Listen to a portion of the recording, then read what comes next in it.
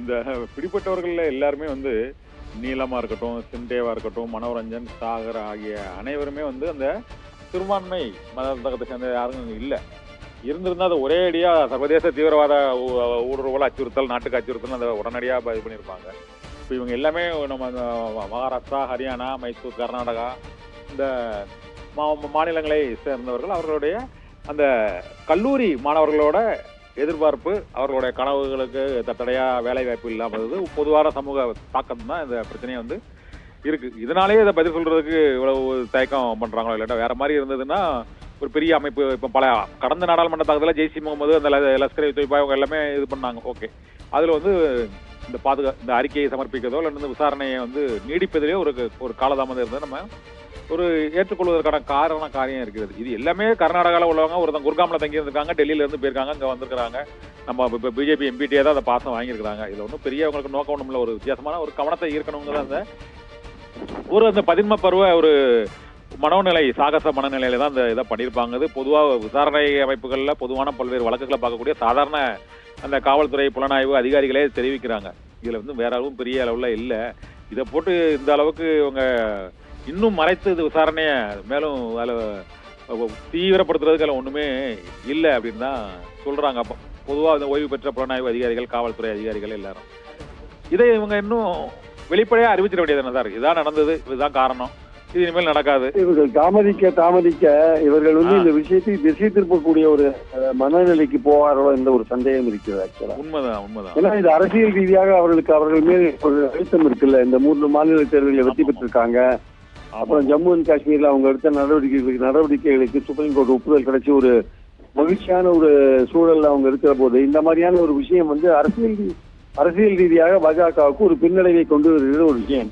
தாங்கள் தான் தேசத்தை பாதுகாப்பவர்கள், தங்கள் வேறு ஆட்கள் என்று இருக்கிற பாஜகவுக்கு நடந்திருக்கிற சம்பவம் அரசியல் ரீதியான ஒரு பின்னடைவு. ஸோ இதை எப்படி வந்து இந்த அட்வர்சரியை வந்து அட்வான்டேஜா மாத்துறதுன்னு ஆங்கிலத்தில் ஒரு பழமொழி இருக்கு. அந்த அட்வர்சரி எதிர்ப்பான ஒரு சூழலை எப்படி ஆதரவான ஒரு சூழலா மாத்துறதுன்ற அந்த விதைகள் வந்து பாஜகவுக்கு கைவந்த கதையா இருக்கிறத நம்ம பார்க்கிறோம். அதனால இவர்கள் தாமதிக்க இவர்கள் வேறு ஏதாவது திசை திருப்புகிறார்களோ என்கிற எண்ணம் வரும். இம்மிடியட்டா வந்து அசம்பிளியை பாராளுமன்றத்தை பேஸ் பண்ண வேண்டிய அவசியம் உள்துறை அமைச்சருக்கு இருக்கு.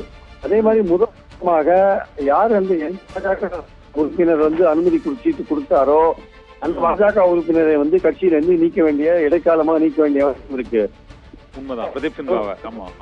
காட்டி அவரை வந்து பதவி நீக்கம் பண்ணினீங்க. ஆட்கள்லாம் ஏன் தாமதப்படுத்துறீங்க? மல்யுத்த வீராங்கனைகளுக்கு தொல்லை கொடுத்த எம்பி இன்னும் தைரியமா உட்கார்ந்துருக்காரு. அவர் மேல எந்த நடவடிக்கையும் கிடையாது.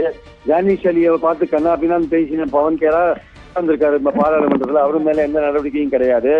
அதனால உங்களுக்கு வந்தா அது மற்றவர்களுக்கு வந்தா ரத்தம் வந்த மாதிரி நீங்க உங்களுக்கு பார்த்துட்டு உங்களுக்கு வந்து ரத்தம் மற்றவங்களுக்கு வந்தா சக்தி நீங்க பார்த்துருந்தீங்கன்னா இது வந்து நாட்டு மக்கள் வந்து இந்த மாதிரியான ஒரு அணுகுமுறைகளை வந்து விரும்ப மாட்டாங்க. ஸோ இந்த மாதிரி பாராளுமன்றத்தின் மீது தாக்குதல் என்கிற விஷயம் சாதாரண நீங்க வந்து வண்ணப்படையை தூண்டதோட நீங்க ஆறுதல் அடைய முடியாது. இது வேறு விதமாக போயிருந்தால் அப்போ என்ன நீங்க பதில் சொல்லிருப்பீங்க? இது வந்து கிட்டத்தட்ட ஒரு முழு அளவு தாக்குதலுக்கான ஒரு நோக்கம் என்ற அளவுல தான் இந்த விஷயத்த நீங்க பார்க்கணும். அப்போ வந்து நீங்க பாராளுமன்ற உறுப்பினர்கள் வந்து அவங்க பேசுவதற்கான வாய்ப்பு கொடுக்கணும். அவர்கள் பேசுவதிலிருந்து நீங்க பல விஷயங்கள் இந்த பாதுகாப்பை இன்னும் எப்படி பலப்படுத்துவது ஆக்கப்பூர்வமான பல சிபாரிசுகள் வந்து பல கருத்துக்களை நீங்க எதிர்கட்சி உறுப்பினர்கள் நீங்க பெற முடியும்.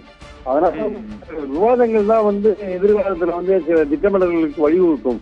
அந்த விவாதமே இல்லாத நீங்க எல்லாத்தையும் கடந்து போக நினைக்காதீங்க. ஆக்சுவலா அப்படி கடந்து போக நினைச்சா அது ஜனநாயகத்தை குறைத்து மதிப்பிடக்கூடிய ஒரு விஷயமாகவும் ஜனநாயகத்துக்கு அது கருதப்படும். ஆனால் பாஜக வந்து எந்த விஷயத்துக்குமே வந்து விவாதங்கள் வைப்பது கிடையாது. எதிர்கட்சிகள் வெளிநடப்பு பண்ணி சலிச்சு போய் இந்த சலிச்சு போற சூழல் மசோதாக்கள் எல்லாம் குரல் ஓட்டு மூலமாக பாஸ் பண்ணி அதுல வந்து சில அடிப்படை உரிமைகள் குறிக்கிற சட்டங்களையும் சேர்த்து வைக்கிறது வந்து பாஜகவுடைய வழக்கமா இருக்கிறத நம்ம பாக்குறோம். அதனால வந்து இந்த விஷயத்துல அது மாதிரி உடனடியாக விவாதத்துக்கு ஏற்பாடு பண்ணி அரசாங்கம் ஒரு இடைக்கால அறிக்கையாவது வந்து தாக்கல் பண்ண வேண்டிய அவசியம் இருக்கு. தாமதிக்க நீங்கள் அரசியல் ரீதியாக உங்களுக்கு ஏற்படுகிற ஒரு அழுத்தத்தை திசை திருப்புவதற்கான முயற்சிகளில் நீங்கள் ஈடுபடுகிறீர்களோ என்கிற ஒரு சந்தேகம் மக்களுக்கு வரும். நன்றி சார், பல்வேறு தகவல்களை தெரிவித்ததுக்கு மிக்க நன்றி சார் பிரியன் சார்.